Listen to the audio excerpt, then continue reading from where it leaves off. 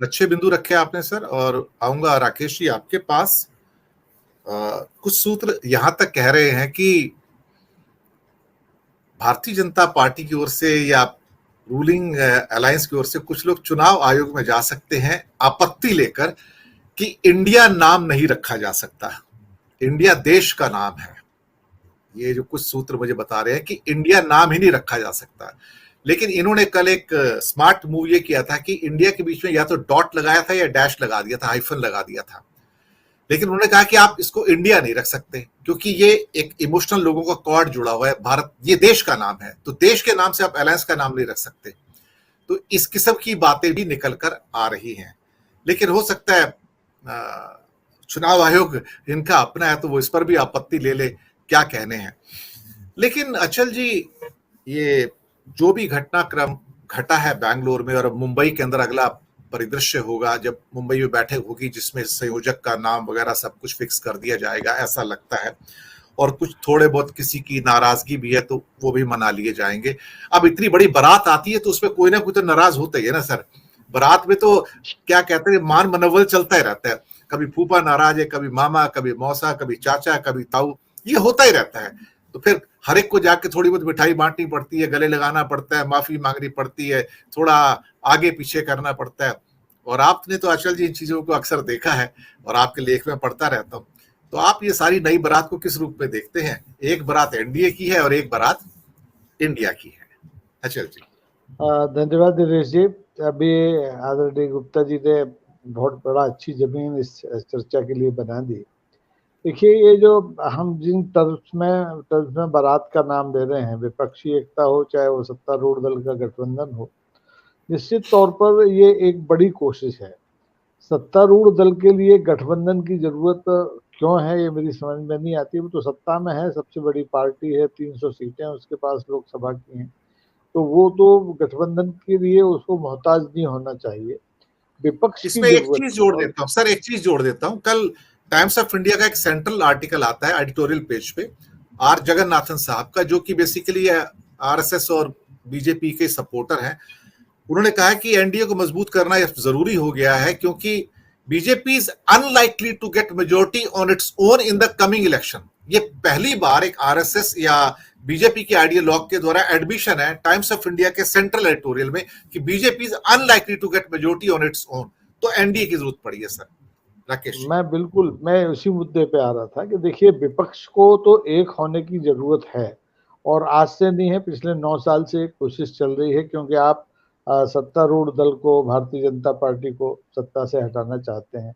उसके द्वारा पिछले 9 साल में किए गए संवैधानिक कामों की मुखालफत करते हुए, लेकिन सत्तारूढ़ दल जो लगातार विश्वगुरु बनने का दावा करता जा रहा है, उसकी उपलब्धियां अनंत हैं, उसको अपना गठबंधन मजबूत करने की क्या जरूरत है। और उस गठबंधन में भी ईंट रोड़े तो चल जाते हैं, रोड़ों से भी छोटा टुकड़ा जिसका कोई वजूद नहीं है, जो चुनावी राजनीति होती है, जिसका कोई विधायक नहीं है, जिसका कोई सांसद नहीं है, जिसका कोई राज्यसभा सदस्य नहीं है, ऐसे लोगों को भी जोड़कर जब आप अपना संख्या बल दिखा रहे हैं, तो ये निश्चित तौर पे जिस आर्टिकल की आप बात कर रहे हैं उसी ओर इशारा करता है कि ये लोग बहुत दबे हुए हैं। ये विपक्ष की एकता से तो भयभीत हैं ही, लेकिन ये देश में जो जनता एकत्र हो रही है सत्ता प्रतिष्ठान के खिलाफ, उससे ज्यादा भयभीत है।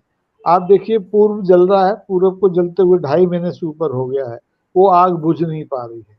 तो वहां मानवाधिकारों का हनन हो रहा है, उस पर कोई चर्चा नहीं कर रहा है। दुनिया के लोग दूसरे मंचों में उस पर अपनी चिंता जाहिर करते हैं, लेकिन हमारे यहाँ हमारे जो देश के प्रमुख हैं वो कभी इस पर एक शब्द नहीं बोलते हैं।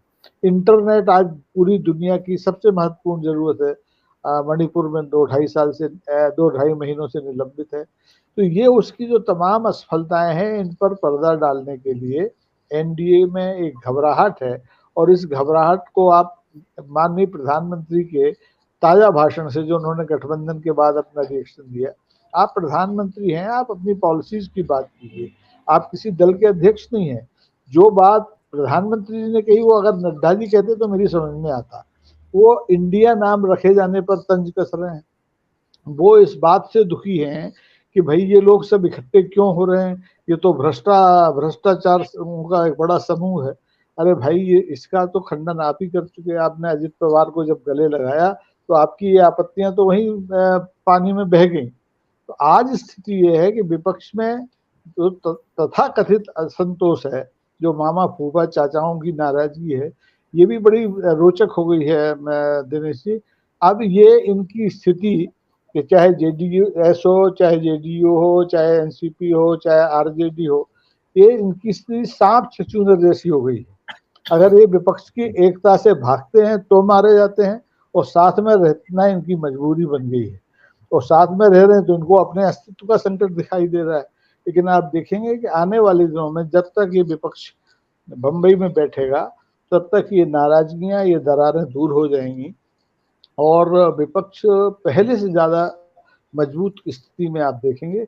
और ये जो नाम वाला मामला है, इसमें चुनाव आयोग भी कुछ कर नहीं सकता, क्योंकि उसने जो उसका आपने बताया बीच में डैश लगा दिया है, उससे वो सुरक्षित है। उसमें इंडिया कोई उसका उसने इकट्ठा नाम नहीं रखा है, एक लंबा उसका एब्रीविएशन है। तो वो डर इसी से गए हैं कि अब इस इंडिया का विरोध कैसे करें। अभी तक तो गांधी का विरोध करते थे, अभी तक हम लालू के चारा घोटाले का विरोध, चारा खाओ आदमी कहते थे, लेकिन इस इंडिया का क्या करेंगे।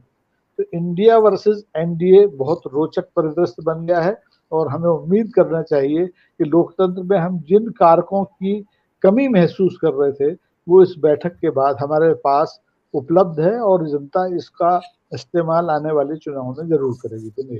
जी, मैं आऊंगा गिरीश भाई आपके पास।